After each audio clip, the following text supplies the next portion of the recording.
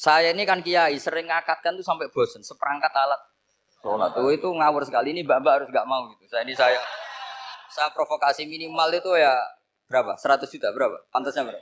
Sesuai janji saya untuk menghormati UI, saya tadi sudah matur sama Pak On juga sama Direktorat. UI adalah kampus yang didirikan oleh para ulama, para profesor, sehingga sudah seharusnya setiap makalah ilmiah itu ada referensinya, ada marojeknya. Dan yang dipakai di seluruh dunia, di semuanya, untuk ulumul Quran itu yang paling pokok pakai kitab Al-Itqan. Al-Itqan fi ulumil Quran, karangannya Imam Suyuti. Sebelum saya terangkan teks persisnya itu ada sekian problem dalam memahami Quran, terutama kalau lewat terjemah.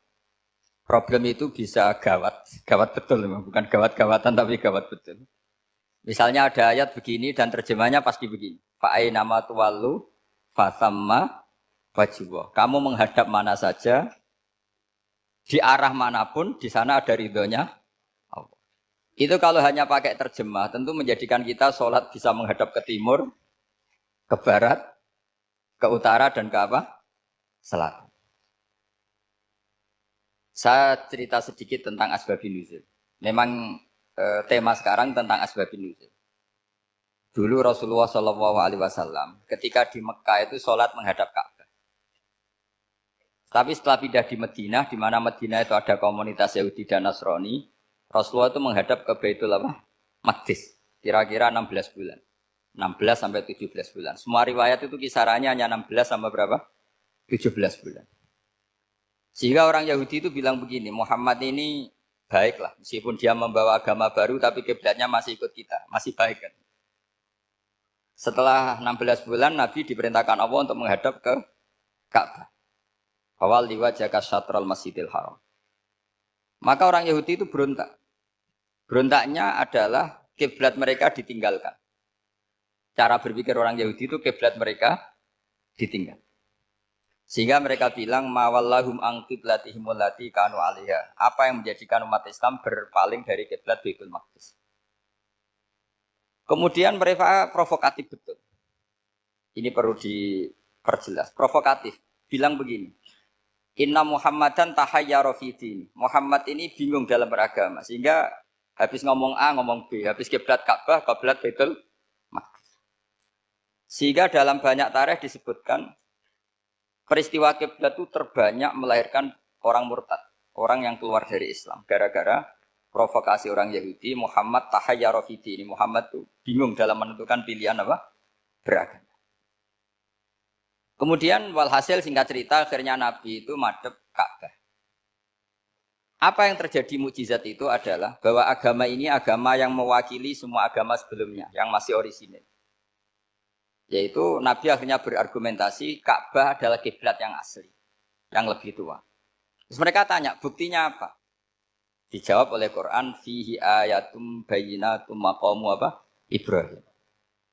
Ka'bah bukti tertua adalah di situ ada makam Ibrahim. Makam itu jejak kaki. Ya kalau bahasa Indonesia makam itu kuburan. Kalau dalam bahasa Arab makom itu jejak apa? Jejak kaki. Sehingga diketahui oleh sejarah dibuktikan di situ ada jejak kaki siapa? Nabi Ibrahim. Sementara nisbatnya Baitul Maqdis itu adalah kepada Nabi Musa dan Nabi Harun. Yang ini adalah turunan dari Nabi siapa? Ibrahim. Hikmahnya apa? Begini. Sebagai bukti bahwa Baitul Maqdis pernah menjadi poros Islam atau poros Tauhid, maka Nabi Muhammad pernah disuruh menghadap ke Baitul Maqdis. Buat inget-ingetan kalau ini pernah menjadi poros apa? Tahu? Tapi tetap tua-tuaan masih tua apa? Ka'bah. Nah, kenapa tua Ka'bah tadi? Karena Ibrahim adalah Abul Anbiya, bapak dari para. Dan di situ ada jejak kakinya. Fihi ayatum bayyinatum maqam. Bukti itu belum cukup. Dibuktikan lagi bahwa Ismail kecil itu hidupnya di Ka'bah. Kita tahu sa'i bainas Safa wal Marwah adalah karena Siti Hajar sedang mencari apa? Air. Jadi ada bukti sekian, bukti empirik bahwa Ibrahim itu kiblatnya itu Ka'bah, bukan Baitul Maqdis. Sehingga ada kata-kata fihi ayatum bayyinatum maqamu Ibrahim. Nah, tanpa ngerti asbabun nuzul, kamu akan mengartikan fa'i nama tuwal fatam mawajwa itu salah. Karena di situ kamu menghadap mana saja, maka di situ ada ridhonya. Maka para ulama memberi catatan, maksudnya begini, kamu menghadap kemana saja, asal itu yang diperintahkan Allah, maka di situ ada ridhonya. Harus seperti itu maknanya, disesuaikan dengan konteks asbabin nuzul. Tanpa seperti itu tidak bisa. Dan masih banyak lagi kepentingan tentang asbabun nuzul. Jadi problem sekarang adalah banyak mufassir yang hanya mengartikan dari terjemah. Itu bahaya sekali. Jika ada orang yang menikah secara mut'ah, itu kan mirip kayak transaksi zina. Mereka berdalil famas tamta'tum bihi minhunna fa'atuhunna ujurahun. Perempuan yang sudah kamu nikmati, yang penting kamu bayar. Terjemahnya seperti itu. Karena ujur itu jamaknya ujroh. Itu fatal sekali. Padahal ayat itu begini, settingannya begini, setting siakul kalamnya atau asbabun nuzulnya begini. Ini sekaligus, memang saya sengaja ngaji dengan tema yang berat, bentuk penghormatan pada yang ngaji. Kalau temanya ringan kan kayak TPQ. Jadi ini supaya gue keren-kerenan, ini ada doktor Pak Oni pernah dekan Fakultas Hukum. Jadi kalau saya nanti salah tinggal ditangkap saja, gampang kan? Tapi nangkap saya berurusan dengan Tuhan. Jadi kalau orang dekat Allah itu yang tanggung jawab itu Allah. Jadi dia bisa menang di kepolisian tapi kalah di hukum Tuhan. Jadi, berhadapan-hadapan dengan saya. Begini asbabun nuzulnya begini. Wal muhsanatu minan nisa yang awal juz 5 itu ya kita santai aja. Yang awal juz 5 itu sebetulnya maktuf diatafkan pada ayat hurrimat alaikum ummahatukum wa banatukum wa akhwatukum wa ammatukum wa kholatukum wa banatul akhi wa banatul ukhti. Jadi perempuan yang haram dinikah itu ada 7. Yang faktor nasab yaitu siapa? Ibu, putri, saudara putri, bulik dari bapak, amah itu bulik dari bapak, kholah itu bulik dari ibu, keponakan dari saudara lelaki, keponakan dari saudara perempuan. Ini disebut haram karena nasab, nasab gen. Kalau orang Jawa bilang hanya 4 karena ngitungnya bulik baik dari bapak maupun ibu. Kalau orang Jawa bilang kan bulik terus keponakan dihitung 1. Padahal ada keponakan dari saudara lelaki, ada keponakan dari saudara apa? Perempuan. Wa banatul akhi wa banatul ukhti. Terus kedua, haram karena rodok. Kita tahu dalam hukum Islam rodok adalah sama dengan nasab. Jadi ibu yang pernah menyusui kamu berarti jadi ibu kamu. Dan saudara sepenyusuan berarti menjadi saudara kamu. Ini disebut wa ummahatukumul lati arda'nakum wa akhwatukum minar rodok. Terus ketiga, haram karena musoharoh, karena besanan. Jadi pagi ini misalnya saya nikah dengan Sri, bilang qabil tu nikaha wa taswijaha bil maril madkur. Setelah nikah dengan Sri ini otomatis ibunya dia menjadi mertua. Otomatis haram saya apa? Nikah. Ini namanya haram karena musuh. Atau kamu punya anak Zaid. Zaid pagi ini akad dengan Sri. Berarti Sri adalah menantu Anda. Otomatis haram bagi Anda. Itu namanya haram karena musuh haram. Karena bisanan. Itu yang disebut waroba apa haram-haram itu kan saat terus itu wa ummahatu nisaikum. Apa ibu dari istri-istri kamu. Memang ini agak jelimet, tapi memang syaratnya mufassir harus biasa jelimet. Jangan hanya nyari partai ayat-ayat untuk kepentingan partai. Wah, itu ngeri. Kacau Quran dipakai kampanye. Terus itu berarti sudah 3 kan? Haram karena nasab, karena rodok, haram karena musuh. Terus yang keempat ini haram yang bukan karena sebab pada seorang perempuan, tapi karena istri orang. Disebut wal muhsanatu minan nisa. Haram menikahi perempuan yang masih milik orang lain. Nah, orang lain yang menikahi ini, istilahnya Allah adalah lelaki yang menikahi perempuan ini adalah lelaki sing muhsinina ghairu musafihin, secara nikah yang sah. Nah, nikah yang sah itu begini dalam hukum fikih Islam. Saya nikah dengan Sri, kalau hanya akad, itu saya wajib bayar mahar hanya separuh. Jadi kalau saya janji bayar 1 miliar, berarti wajib bayar berapa? 500 juta. Kalau janjinya 100 juta, hanya bayar 50 juta. Itu yang wajib bil akdi. Nanti wajib sepenuhnya nunggu bil jima. Kalau sudah hubungan intim baru wajib 100%. Jadi kalau ada di Jawa nikah dengan seperangkat alat sholat itu yang atasannya tok itu wajib karena akad. Nanti bawaannya nunggu setelah hubungan apa? Intim. Ini hukum Quran bukan hukum saya. Makanya kan wa in talaqtumuhunna min qabli an tamassuhunna saat terus fanis suma faradtum. Hanya wajib bayar setengah. Nah, perempuan yang sudah diajak hubungan intim itu kata Allah fa'atuhunna ujurahun, maka wajib kamu bayar Jadi ayat itu tentang perempuan yang sudah dinikah, kita harus bayar berapa? Harus bayar penuh.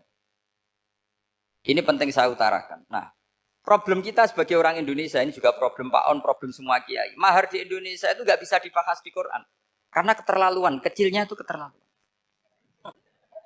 Saya ini kan kiai, sering ngakatkan tuh sampai bosen, seperangkat alat sholat itu ngawur sekali. Ini mbak-mbak harus nggak mau gitu.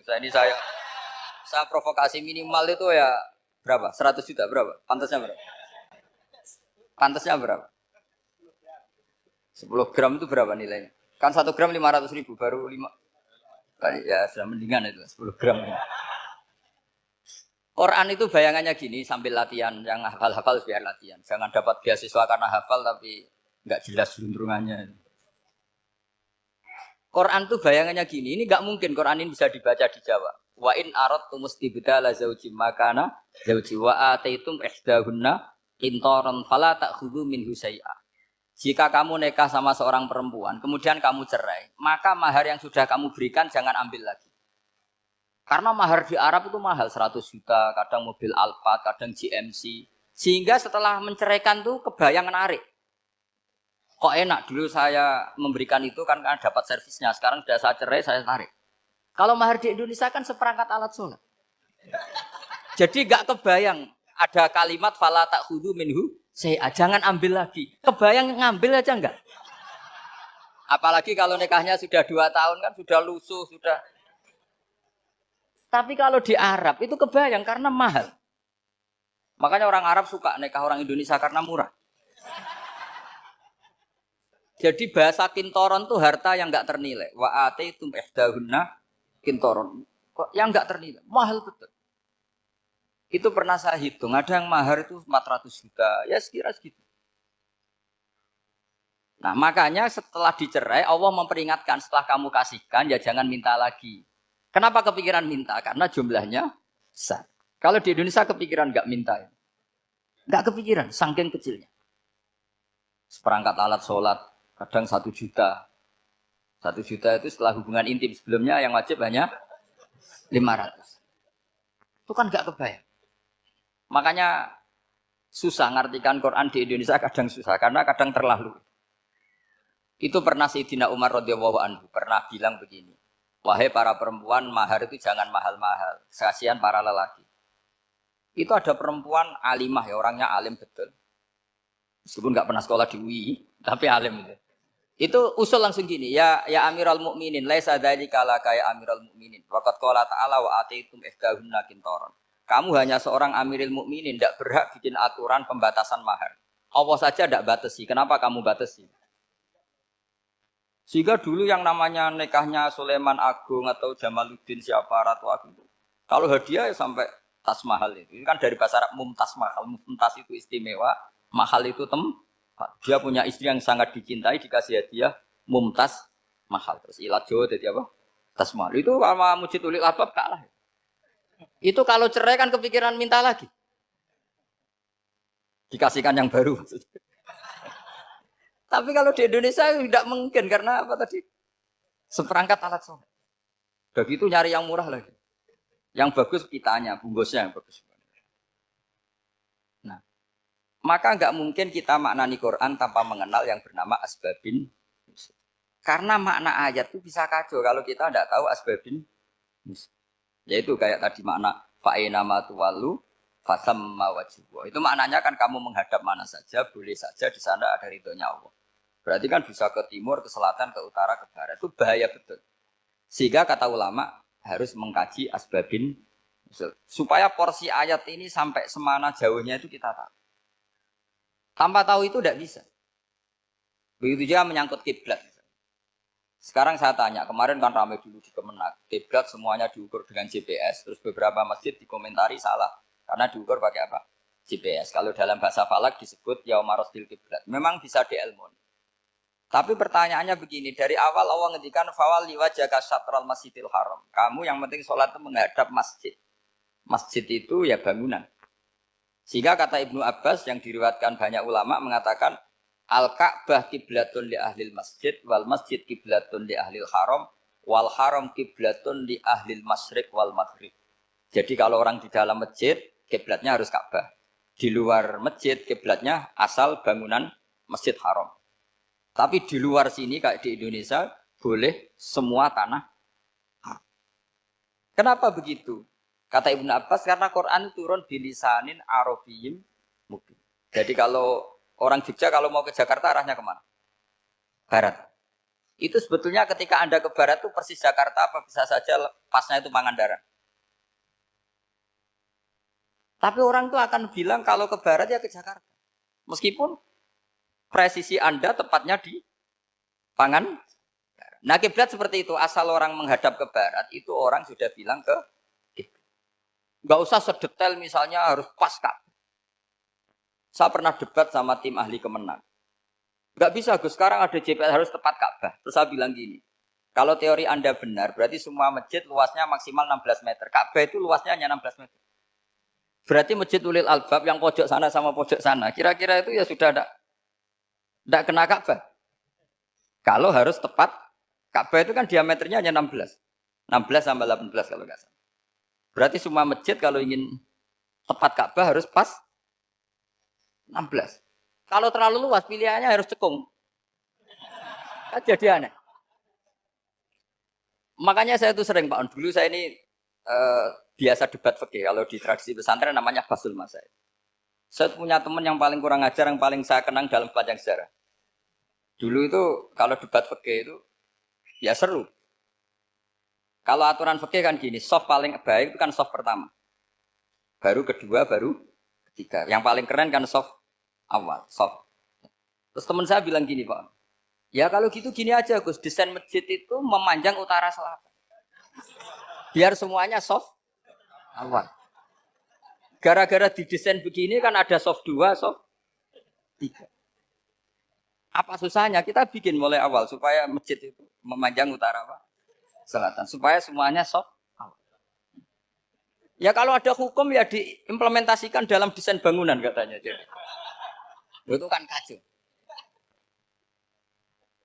Terus akhirnya saya jawab, lalu setelah begitu yang paling afdol siapa? Yang dekat imam.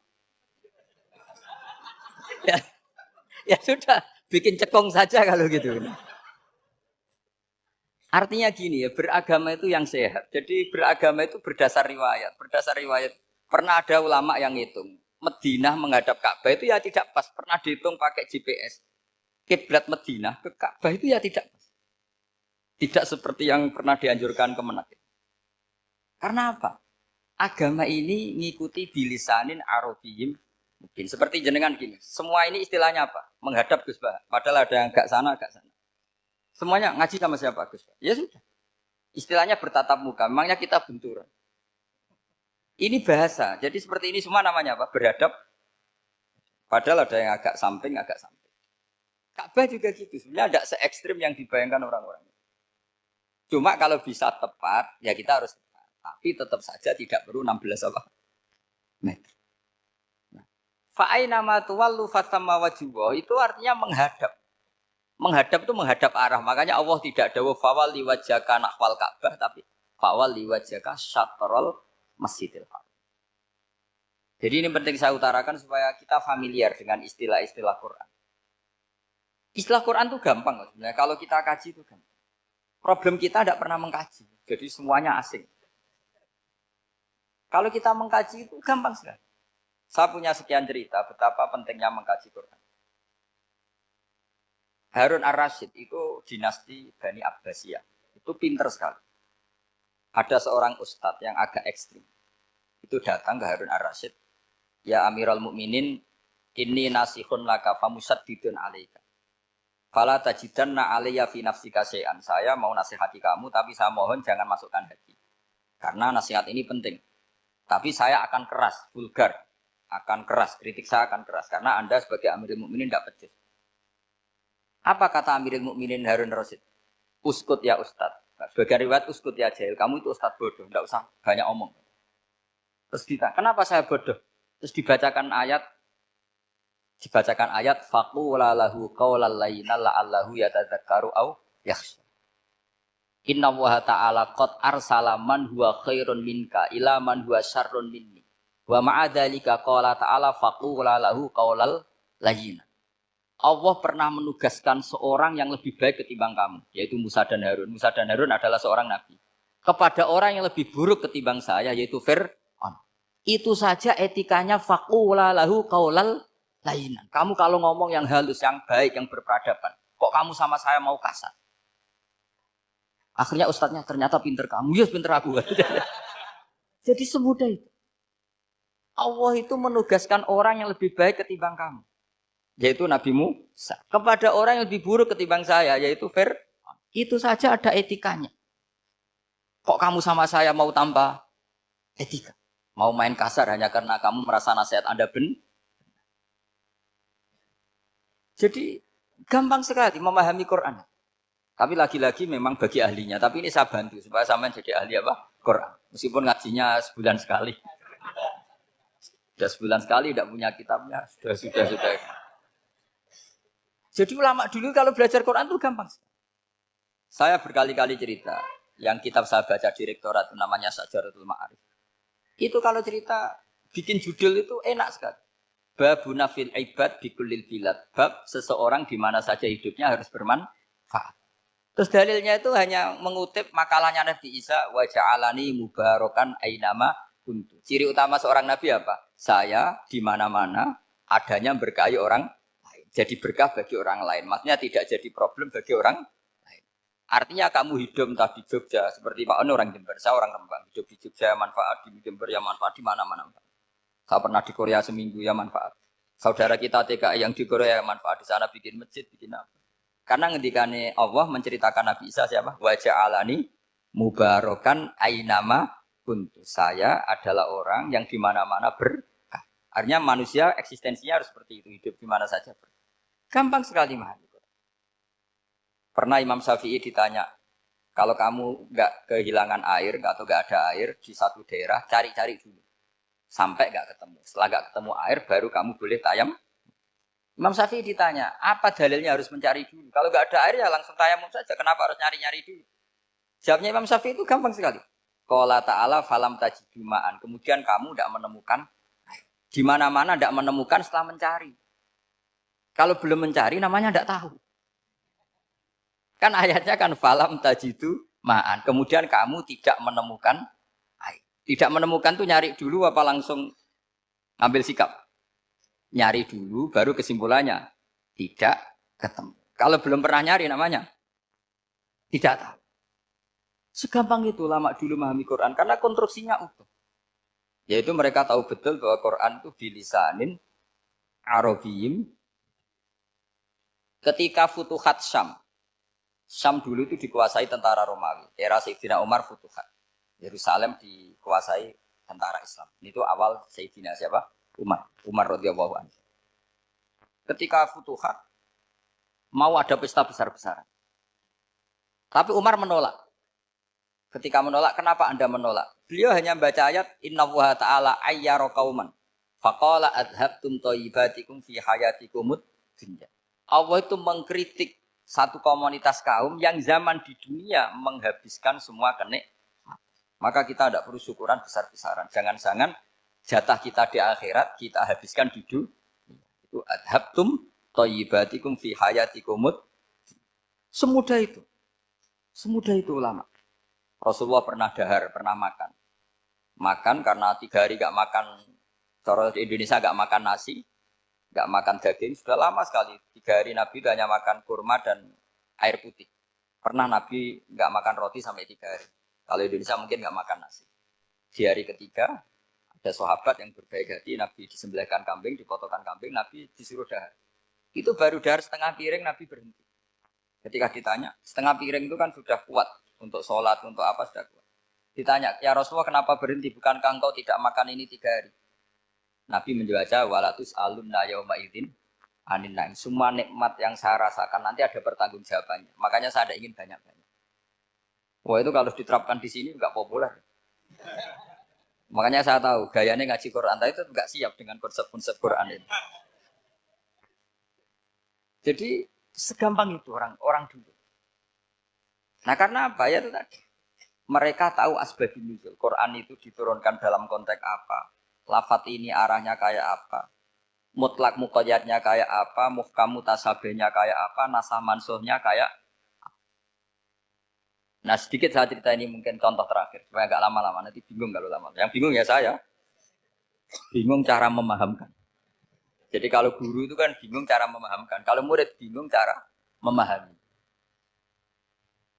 Nggak tahu tingkat kebingungannya sama. Kalau guru itu bingung cara memahamkan. Kalau murid bingung cara.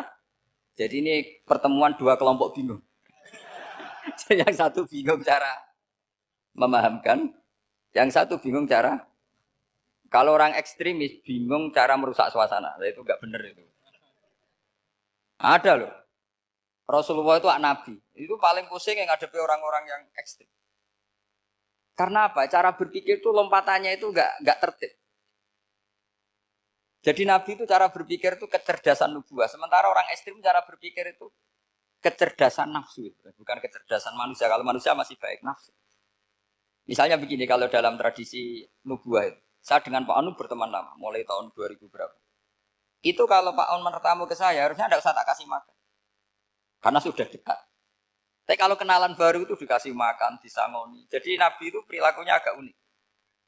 Akhirnya ada orang yang cara berpikir itu dangkal. Ya Rasulullah ini tidak fair. Yang iman lama tidak diservis, yang iman baru diservis. Cara berpikir Nabi begini, orang Ansor itu kan sering memberi Nabi. Perjuangannya Nabi ditopang orang apa? Ansor. Donatur lah, kira-kira orang Ansor itu donatur. Donatur itu keren. Karena donatur itu artinya al-yadul ulya khairum minal yadis. Sehingga ketika Nabi sudah menguasai negara, menguasai Mekah Madinah, sudah futuhat. Itu orang Ansor tetap enggak diservis. Yang diservis Nabi itu orang-orang baru masuk Islam, disebut wal mu'allafati qulubuhum atau Islam mu'allaf. Ada 1-2 orang yang protes, tentu yang enggak pinter. Tukang protes pasti tidak pinter. Wong iskal-iskalnya sendiri, otaknya nggak sampai-sampainya sendiri, orang lain disuruh jawab. Makanya di sini tidak ada tanya jawab. Nanti iskal-iskal kamu sendiri, bingung-bingung kamu sendiri, saya disuruh jawab. Berarti Gus Pak nggak mau ditanya, ya memang nggak mau karena tadi jawab sendiri aja, nanti pinter sendiri, kapan-kapan pinter sendiri. Akhirnya tanya begini, cara tanya gini, ya Rasulullah, ini nggak fair. Orang sudah Islam lama setelah negara terbuka milik Anda, setelah kita menang, setelah kita menguasai negara, tidak kamu servis. Sementara yang baru Islam kamu, Nabi itu pertanyaan senyum-senyum, rileks saja. Lama-lama tambah ekstrim pertanyaannya. Kata Umar, ya Rasulullah saya beri izin untuk membunuh orang ini. Umar itu pikirannya karena mantel lo Nabi. Nabi jangan. Kalau kamu bunuh, nanti apa kata orang banyak? Inna Muhammad dan yaqtulu ashabah. Dikira Muhammad membunuh sahabatnya sendiri. Nabi masih mendengar, komplainnya masih mendengar. Lama-lama Nabi memberi penjelasan. Kamu ini orang Ansor. Kamu biasa memberi saya, memberi dana perjuangan. Memberi itu hebat. Saya tidak ingin menurunkan grade Anda. Grade sebagai pemberi, berarti kelasnya elit. Sekarang menjadi penerima. Itu tidak bagus. Itu betapa Rasulullah ini namanya kecerdasan nubuah. Kalau orang biasa memberi, biar memberi saja. Supaya dia tetap heroik, tetap patriotik, tetap keren. Karena mentalnya Jangan sampai dari mental memberi, kemudian mentalnya peminta. Jadi kalau Pak On jadi tim suksesnya Pak Jokowi, dia tidak minta-minta. Kalau dulu kampanye, ya kampanye saja. Biar memberi, terus nggak pernah minta. Meskipun akhirnya ya gelong. Tapi Nabi dulu didik gitu. Jadi orang Ansor itu nggak pernah diservis. Padahal jasanya kayak gitu. Supaya kelasnya tetap kelas elit. Yaitu pemberi, penanggung jawab. Nabi gak ingin orang Ansor turun grade menjadi penerima. Orang-orang yang cerdas nubuah menerima konsep Nabi seperti itu. Lo tanya sama Pak On, saya dadani terjemahan UI itu puluhan tahun sama Pak. Itu beliau ke kontrakan saya ke rumah beliau. Tidak pernah berharap apa. Saya sangat tertutup. Bukan apa-apa ya, kalau ingin memberi, memberi saja. Kontribusi saya pada Al-Quran. Saya tidak kepikiran mendapat. Supaya heroik. Tapi orang-orang yang cerdas amatir tadi, ini nggak fair. Wong yang memberi lama kok dapat servis sedikit. Nah, sekarang itu problem zaman akhir sudah mulai seperti itu. Nah, orang ini namanya Dzul Khuwaisirah. Ini yang nanti punya anak turun Khawarij. Khawarij itu orang yang ibadahnya hebat, tapi cara berpikir tentang nubuah salah. Orang lagi Khawarij itu orang yang ibadahnya hebat, tapi cara berpikir nubuah salah. Nubuah itu unik. Nubuah itu cara berpikir tadi. Apa ya? Melihat sesuatu yang benar biar benar terus. Yaitu tadi, mental memberi itu ya biar memberi terus, tidak usah di-share. Maka ketika Abu Bakar jadi khalifatul Rasulullah, itu ada sistem kepegawaian. Itu gajinya Umar yang sudah Islam lama, gajinya Abu Bakar yang sudah Islam lama. Itu sama Abu Sufyan sama, padahal Islamnya Abu Sufyan baru setelah Fathu Mekah, kira-kira baru setahun. Terus diprotes sama orang-orang, ini Islam lama kok gajinya sama Islam yang baru setahun kok sama. Kata Abu Bakar, fadhailuhum indallah. Mereka punya kelebihan Islam lama itu indallah. Nanti balasannya biar surga. Kalau di dunia sesuai profesinya. Artinya profesi kalau penjaga kantor ya berapa, kalau dosen berapa, pokoknya ya sudah. Dan itu diterima oleh sahabat. Semuanya nerima konsep itu. Era Umar agak dibalik. Abu Sufyan kira-kira gajinya 1 juta, yang lainnya yang menangi Nabi mulai awal gajinya 10 juta. Ditanya, ya Umar, kenapa ini jadi rubah seperti kebijakan Abu Bakar, tidak seperti Abu Bakar? Jawabnya Umar lucu. Fawwah la usawwi baina man qatala Rasulullah wa baina man qatala ma'a Rasulillah. Demi Allah saya tidak akan pernah menyamakan orang yang dulu merangi Rasulullah yaitu Abu Sufyan dengan orang sing selawase dari Rasulullah yaitu Sayyidina Ali dan sebagainya. Ini penting. Artinya ketika gajinya orang saya seperti Ali radhiyallahu anhu itu tinggi itu bukan karena lamanya Islam, tapi karena lamanya iman. Jadi mulai dulu ijtihad itu ada dan dulu dia biasa saja. Karena tadi ada kecerdasan nubuah. Saya ulang lagi, ada kecerdasan apa? Sekarang itu kecerdasan tomak atau kecerdasan nafsu. Itu kalau sampai ngaji kitab tasawuf, itu bab bakhil itu tidak ada. Menurut kitab tasawuf, medit itu tidak ada, kikir itu tidak ada. Yang ada itu tomak. Tomak itu berharap dikasih orang lain. Sampai pernah enggak bilang kalau artis-artis di Jakarta kikir? Tidak pernah kan? Karena kamu tidak pernah ingin diberi. Tapi kalau kamu punya pacar karena kenal tidak pernah ditraktir, oh pacar saya kikir. Karena kamu ingin diberi. Pernah enggak kamu ngukumi orang lain kikir yang enggak kenal? Padahal tidak pernah memberi kamu. Apa kak? Karena kamu tidak pernah ini. Coba sekarang kamu saya tanya, ini latihan cerdas. Definisi kikir itu apa tuh? Enggak pernah memberi kamu kan? Artis-artis Jakarta, tokoh-tokoh nasional pernah enggak memberi kamu? Enggak kan? Tapi enggak pernah kamu vonis kikir. Karena kamu enggak pernah tomak. Tapi pacar kamu, kok amin ditraktir terus? Atau istri kamu, atau mertua kamu, kok enggak ngasih warisan, kamu bilang kikir enggak? Sebabnya kikir betul apa karena kamu tomak, berharap? Tomak. Maka di kitab tasawuf itu enggak ada bab kikir, yang ada bab tomak. Karena asal usul menvonis orang kikir itu karena tamak. Maka jangan banyak kenal orang, nanti banyak hukum kamu. Sombong juga gitu. Di tasawuf itu enggak ada bab sombong. Karena orang hukumi orang lain sombong itu karena kamu ingin dihormati. Ada orang enggak kenal. Terus lewat saja enggak tanya kamu. Kamu bilang sombong enggak? Enggak kan? Tapi kalau kenal, oh sombong betul, kenal enggak tanya kan gitu. Jadi tasawuf itu sisi unik dari khazanah Islam. Makanya di tasawuf itu enggak ada kritik terhadap kikir. Ya tentu kikir itu buruk, pasti ya kikir itu buruk. Tapi enggak perlu dikritik. Jangan-jangan yang salah kamu. Mau kenal Pak On di PPAI terus ingin jadi sekretarisnya. Terus ingin kenal Pak Jokowi ingin jadi menterinya. Nanti kenal rektor ingin jadi pegawainya. Ketika gak diturutin bilang Pak Rektor kikir. Tapi orang lain ya kak pernah berharap. Mungkin gak menvonis Pak Rektor atau Pak On ini kikir. Enggak kan? Berarti vonis kikir itu status orang itu apa gak kesampaian niat kamu? Memang agak jelimet ilmu tasawuf itu. Tapi itu unik. Itu bagian dari khazanah apa? Islam. Makanya Rasulullah itu sering isti'adah minta perlindungan wa min toma'in fi ghairi matma'in. Ya Allah, saya tidak ingin berkeinginan yang tidak layak. Karena semua dunia ini dimulai dari keinginan. Coba kamu protes negara itu karena apa? Ingin makmur, sejahtera tanpa kerja. Sehingga nyalakan menteri keuangan, menteri ini. Makanya kalau guyonannya ulama tasawuf begini, tak beri bocoran. Guyonannya orang tasawuf. Begini guyonannya. Anta lam tajid min nafsika kullama turid. Fakaifa turidu min ghairika kullama turid. Kamu yang punya keinginan saja tidak bisa memenuhi apa yang kamu inginkan. Kenapa keinginan itu kamu timpakan ke orang lain untuk memenuhi kamu? Wong kamu yang punya keinginan saja tidak bisa mewujudkan. Kenapa keinginan Anda kamu timpakan, bebankan orang lain untuk memenuhi keinginan Anda? Misalnya kamu, Gus saya ini goblok, tolong pinterkan. Wong kamu yang ini saja tidak bisa. Kok menyuruh saya? Jadi kalau tiap tasawuf itu unik. Seperti kamu mencintai istri tulen itu ingin kan dicintai istri tulen. Kamu sendiri kan nggak bisa cinta tulen, masih pelengahan sana sini. Kamu pacaran, ingin pacar kamu setia. Ternyata kamu bikin sekian alternatif. Kalau putus ini punya ini, putus ini. Tapi kamu ingin ini setia kan nggak fair.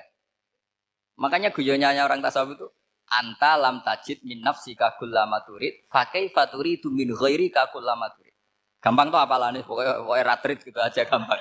Jadi kamu yang punya keinginan saja tidak bisa memenuhi.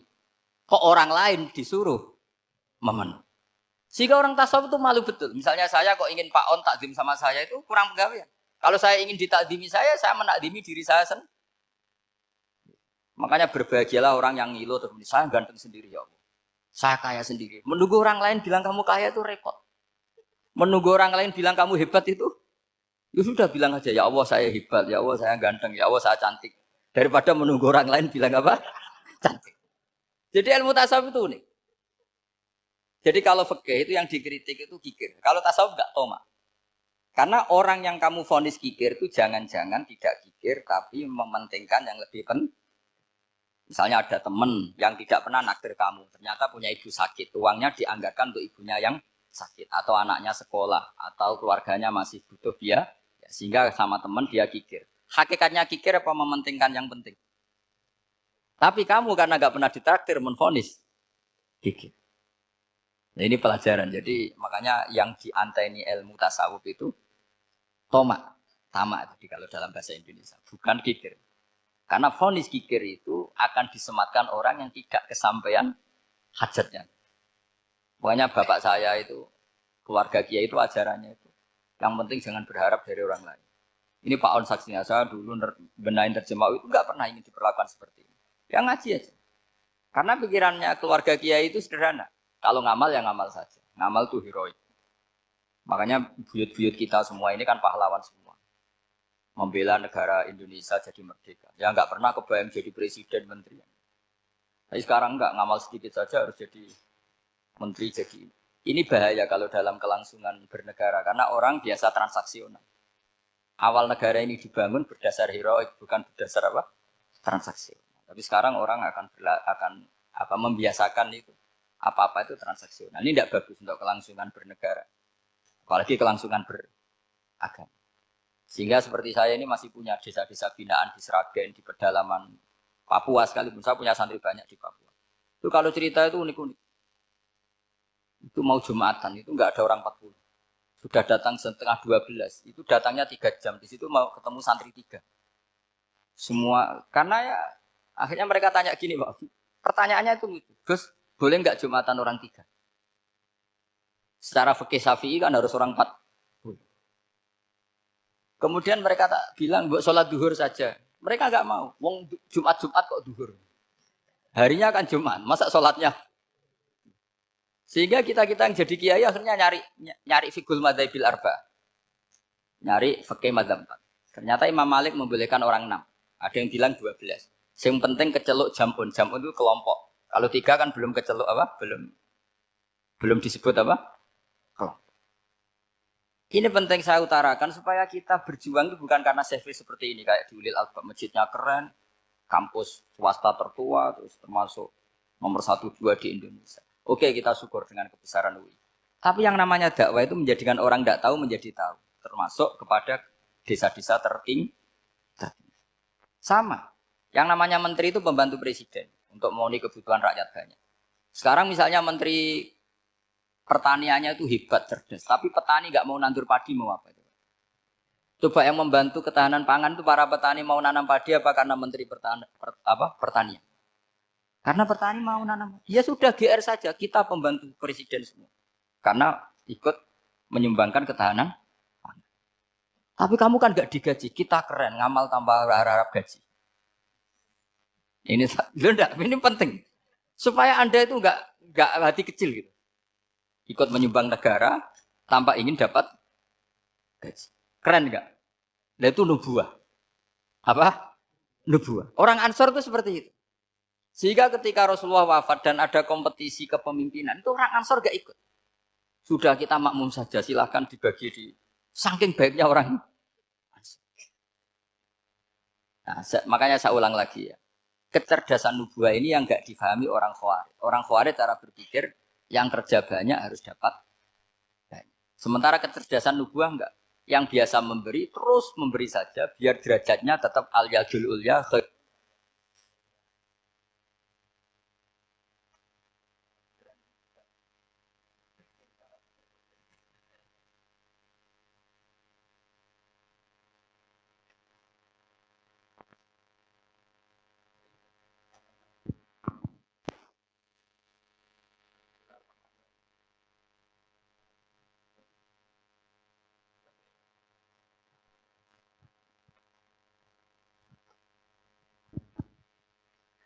Bismillahirrahmanirrahim. Ini saya baca supaya dapat berkahnya ulama-ulama dulu. Karena ini dikarang oleh ulama yang dipakai rujukan seluruh dunia. Begini, qala Ibnu Taimiyah, ma'rifatu sababin nuzuli yu'inu ala fahmil ayat. Jadi mengenali asbabin nuzul itu membantu memahami secara benar ayat itu. Karena tadi kalau ayat itu dipotong, itu maknanya bisa kacau kayak tadi famastam ta'tum bihi minhunna fa'atuhunna ujuruhun. Kalau diterjemah itu kan mendukung kawin mut'ah. Kalau terjemahnya saja perempuan siapa saja yang pernah kamu nikmati, yang penting kamu bayar. Itu kan aliran sesat dan menyesatkan. Itu konteks asbabun nuzul tidak seperti itu. Perempuan yang sudah menjadi istri kamu, seorang lagi perempuan yang sudah menjadi istri kamu, jika sudah kamu hubungan intim, maka maharnya harus dibayar penuh. Tapi kalau belum hubungan intim, maharnya hanya wajib separuh. Fanis huma farotum illa ayafuna au yafu alladhi biyadihi uqdatun nikah. Tapi tadi kalau di Indonesia gimana Gus? Itu yang repotnya. Maharnya itu tadi mau kena atasan dan apa? Bawahan. Wah kacau kalau di Indonesia. Sehingga kita bingung kalau dalam logika Arab kan gitu. Bayangannya kalau cerai, kata Allah fala ta'khudhu min husai'at. Harta yang sudah kamu berikan ke istri jangan diambil lagi. Sampai dilarang ngambil tuh karena jumlahnya banyak sehingga kepikiran ngambil. Kalau di Jawa enggak usah dilarang sudah tidak akan ngambil karena rukuhnya sudah halus. Itu susahnya baca Quran di Jawa ya. Karena dari awal maharnya terlalu apa? Kecil. Terus beliau Imam Suyuti termasuk di sini menyontohkan yang pasti salah kalau difahami yaitu tadi ayat apa itu fa'inama tuwallu fastamman apa wajib.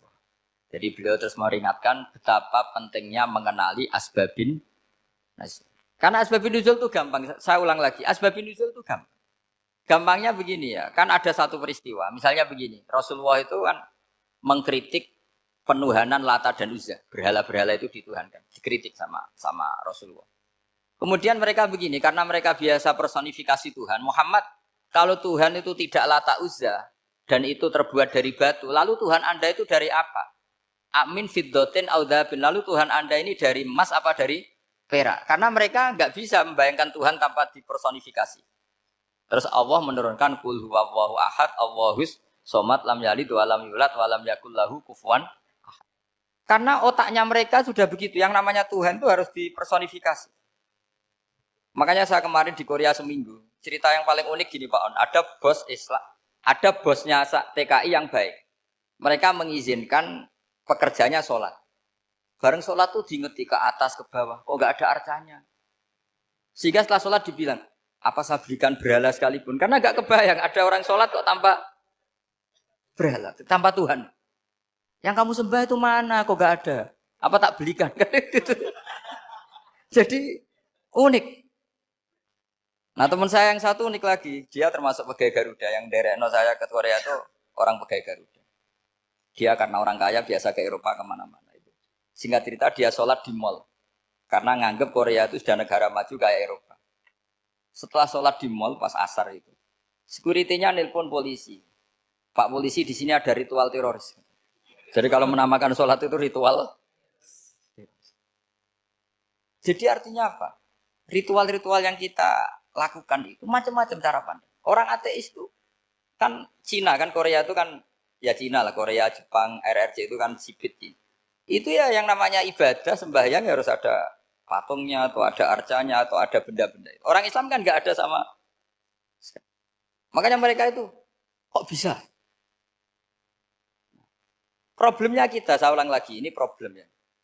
Problemnya kalau ada itu ya repot. Begini misalnya, ini masih tentang asbabun nuzul. Ini contoh terakhir, tentang masih asbabun nuzul. Umar radhiyallahu anhu, sahabat Umar itu kalau mencium Hajar Aswad itu sambil gedumel. Tidak berdoa, tapi gedumel. Masyhur. Itu ada di Bukhari. Alim tu annaka hajarun la tadur wa la tanfa. Walau la anni ra'aitu Rasulullah qabbalaka ma qabbaltuka. Saya tahu loh. Nyium Hajar Aswad dicium, tapi sambil gedumel. Saya tahu loh, kamu hanya batu, enggak mandoroti, enggak manfaati. Kamu jangan GR, saya cium itu jangan GR. Kalau saja saya tidak melihat Rasulullah mencium kamu, maka saya ada sudi nyium kamu. Dah gitu aja. Terus itu tiap nyium Hajar itu tidak doa. Kalau kamu kan enggak minta kaya, minta macam-macam. Kalau Umar malah gitu. Nah, kenapa demikian? Itu ada asbabun nuzulnya. Umar itu saksi sejarah. Ketika Rasulullah Fathi Mekah, Nabi kan tawaf terus mencium Hajar. Itu di belakang masih banyak orang kafir. Kebetulan Umar masih di sana. Sudah Islam Umar, tapi dia di belakang. Dengar orang-orang kafir, Muhammad itu aneh. Katanya melarang nyembah batu. Ternyata dia nyembah batu. Jadi Nabi nyium Hajar Aswad itu dikira nyembah. Katanya ngelarang nyembah batu, tapi dia kok nyembah batu. Karena Nabi mencium Hajar Aswad. Nah karena untuk menghilangkan stigmasi itu, Umar tiap nyium Hajar Aswad itu ngomong gitu. Ada kan ada sound system, mungkin jadi sound system. Supaya jelas bahwa penciuman ini bukan karena menyembah. Artinya mudah sekali. Kenapa Umar ngomong gitu? Karena asbabun nuzulnya seperti itu. Coba kalau kamu tidak tahu asbabun nuzul, Umar maksudnya gimana? Gak doa, gak apa, kok malah ngomong gitu kan? Tapi kalau kamu tahu asbabun nuzul Umar itu yang mendengar komentar orang sama ketika kita tawaf itu kan 3 pertama kan kita lari-lari kecil. Itu ceritanya juga gitu. Rasulullah itu hidup di Medina, terus diterkenalkan miskin. Medina itu kota wabak, kota penyakit, endemik. Dulu Medina, Yasrib itu kota endemik.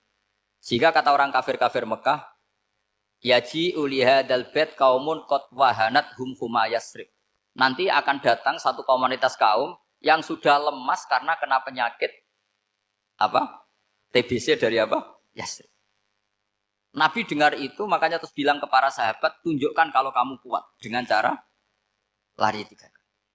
Terus pakai pakaian yang kelihatan maco, yaitu yang dipakai lelaki-lelaki. Bahunya dikelihatkan. Nah, setelah Rasulullah wafat, Umar menggantikan beliau setelah Abu Bakar. Umar bilang gini, sebetulnya tawaf seperti ini, yaitu lari pertama 3 putaran pertama lari dan memperlihatkan pundak seakan-akan orang maco itu sudah enggak perlu. Karena alasan itu sudah tidak ada.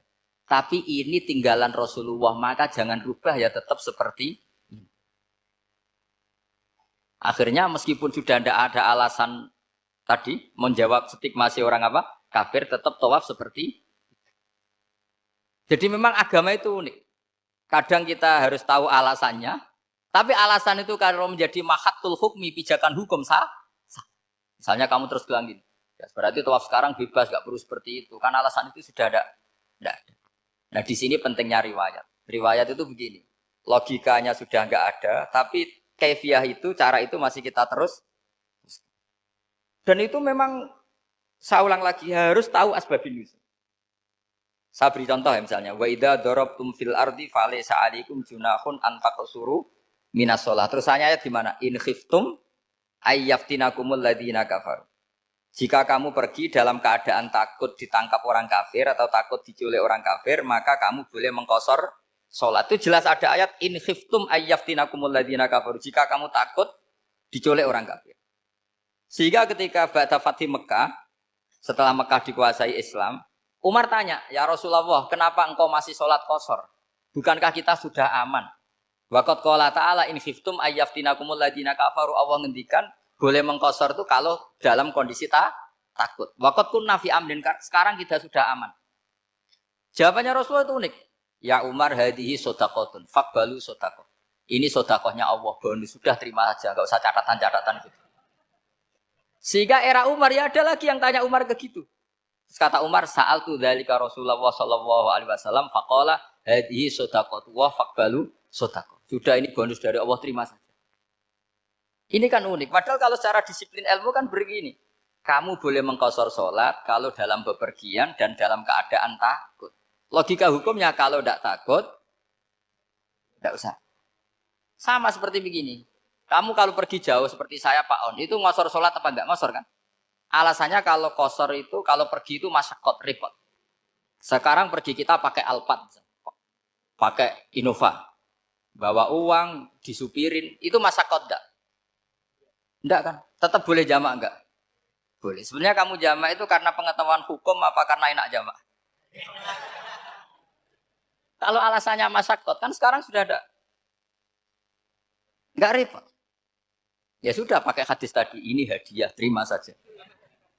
Jadi makanya agama itu riwayat. Tapi ada saja ulama yang agak balik loh. Agak balik loh gini, banyak juga ulama misalnya duwe gawe, ibunya sakit terus ribet jamak sholat. Kenapa? Ribet ngurumat ibu. Makanya ada saja kiai yang duwe gawe mantu itu terus jamak sholat, tapi jangan ikuti. Tapi ada saja karena alasannya jamak itu karena apa? Repot. Ya ada saja, tapi ya jangan ditiru. Cuma saya ini cerita, analisis hukum itu memang agak-agak unik. Jadi tadi, kadang Nabi itu ditanya, ya Rasulullah, kita dulu boleh jamak qasar ini kan karena in khiftum ayyaftinakumul ladzina kafaru, takut diancam orang kafir. Sekarang aman, kenapa tetap jamak? Jawabannya Nabi, ini hadiah, terima saja. Ya ada sahabat yang bantah, kenapa Nabi? Allah itu zat yang baik. Kalau sudah ngaji bonus nggak pernah ditarik lagi. Makanya Nabi kalau berdoa itu unik. Ya, siapa yang disiksa di dunia karena dosanya, fawahu akramu min ayyus sanniya uqubatahu fil akhir. Kalau ada orang salah kok di dunia sudah dikasih sanksi, Allah itu lebih mulia untuk mengulang nanti di akhirat. Akram itu Allah terlalu mulia, maksudnya orang kepikiran, wis males ya selesai, tidak akan di. Kalau sampean kan enggak, masih ingin lagi. Jadi itu cara berpikir nubuah. Jadi berpikir nubuah itu beda. Ada orang pas sujud diinjek sama orang fasik. Diinjek, kemudian si yang sujud tadi, wallah la yaghfiru wallahu laka, demi Allah tidak akan ngampuni kamu. Itu langsung Allah memberi wahyu sama Nabi di zaman itu. Bilangin yang sedang sujud itu, dia harus minta maaf sama saya, kata Allah. Man dzalladzi yata'alla ala fulan. Dia bersumpah bahwa Allah tidak akan memaafkan orang itu. Itu harus diralat. Nabinya iskal, kenapa ya Allah? Yang Tuhan itu saya. Saya ini punya sifat dua, bisa menyiksa dan bisa memaafkan. Kenapa dia milih sifat saya satu tidak memaafkan? Akhirnya apa? Orang yang nginjek tadi sama Allah dikasih tobat dan jadi orang soleh. Jadi itu makanya kamu nggak boleh jadi orang ekstrim nyifati Allahnya satu. Enggak boleh, Allah tetap bisa yaghfiru liman yasha wa yu'adzibu may yasha. Sifatnya Allah dua ya tetap dua, enggak boleh kamu pilih satu. Misalnya kamu kan biasanya gini, yang ghafur untuk kamu, yang sadidul uqab untuk orang lain. Mesti kelakuannya sampean kan begitu. Enggak boleh seperti itu. Rasulullah kayak apa bencinya sama Wahsy? Karena Wahsy itu qatilu Hamzah. Yang membunuh Sayyid Hamzah siapa? Itu bencinya bukan main Rasulullah. Sampai maksud-maksud Wahsy. Tapi sama Allah malah diturunkan ayat laisa laka minal amri syai'un aw yatuba alaihim aw yu'adzib. Muhammad, meskipun kamu kekasih saya itu tidak wilayah kamu, maafkan atau enggak, terserah saya, kata Allah. Ternyata betul, malah Wahsy dikasih tobat. Nah sekarang enggak, orang itu nyifati Allah sama orang lain sadidul iqab, kalau sama dirinya Enggak boleh seperti itu. Allah ya sifatnya tetap dua. Jadi boleh kamu misalnya berdoa, ya Allah mbak yang cantik itu semoga dapat jadi istri saya. Mbaknya juga boleh berdoa. Ya Allah naudzubillah min dzalik. Jadi ini adu kekuatan. Nanti terserah. Nanti Allah pihak yang mana. Kayaknya pihak yang perempuan mungkin. Karena kasihan kan kalau cantik dapat orang apa? Jelek. Saya tuh andaikan boleh fatwa fikih, yang saya haramkan tuh orang jelek dapat orang jelek. Karena kasihan anak-anaknya, tahu-tahu jelek banget. Jadi dengan kasihan itu. Jadi dalam Islam itu seperti itu. Jadi apapun benci kita sama musuh kita, Allah bisa saja memperlakukan musuh kita secara baik. Karena Allah itu yaghfir. Tetap kita harus sifati Allah yaghfiru liman yasha wa yu'adzibu. Jangan karena kita benci seseorang seakan-akan Allah sama dia pasti yu'adzib. Pasti menyek. Itu yang dicontohkan Allah kepada Rasulnya. Itu beliau tidak cocok sama Wahsy. Malah Wahsy dikasih petunjuk. Makanya terus ada ayat apa? Laisa laka minal amri syai'un aw yatuba alaihim aw yu'adzib. Muhammad, tidak wilayah kamu. Saya menentukan mengadab atau mengam. Makanya rata-rata kiai ulama itu halim. Orang halim itu rileks. Layinal janib, tidak gampang menvonis orang lain. Biar Allah tetap dengan sifatnya yaf'alu ma biasa, bahwa Allah bisa melakukan apa saja. Soal kamu benci sama seorang, benci saja atas nama kamu. Jangan nyatut-nyatut Allah. Misalnya kamu cinta seseorang, wah ini yang calon presiden ini harus jadi presiden. Ternyata Allah menghendaki jadi menteri, mau apa? Ya Allah ya falu maya, mau apa coba? Yang kiai atau Pak On, DPAI, patutnya kan menteri agama itu Pak On. Tapi kalau Pak yang takdir gitu mau apa? Ya sudah, Allah ya falu. Santai aja. Itu rileksnya ahlul ilmi, ya sudah santai saja. Ini negaranya Allah, ini kerajaan Allah, ini buminya Allah, ya Allah biarin ya falu. Mas, jadi Tuhan Allah kamu yang repot. Jadi Tuhan itu Allah kamu yang repot. Ya Allah biar tetap ya falu. Mayasa Allah boleh yang firi lima yasa, udah atibu mayasa. Saya kira demikian. Assalamualaikum warahmatullahi wabarakatuh.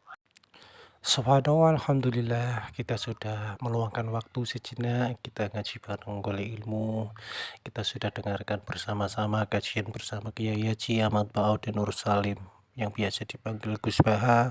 Semoga kita semuanya mendapatkan ilmu yang bermanfaat untuk kita semuanya, dan mudah-mudahan kita semuanya tetap bisa ngaji bareng golek ilmu. Sehat selalu untuk kita semuanya, saudaraku dimanapun Anda berada. Bila mana ada salah kata, kami segenap admin mohon maaf yang sebesar-besarnya. Terima kasih, dan jangan lupa nyalakan lonceng notifikasinya agar kita bisa bertemu lagi, tidak ketinggalan video terbaru. Terima kasih semuanya. Ojo lali maca sholawat. Sampai bertemu lagi di video berikutnya. Assalamualaikum warahmatullahi wabarakatuh.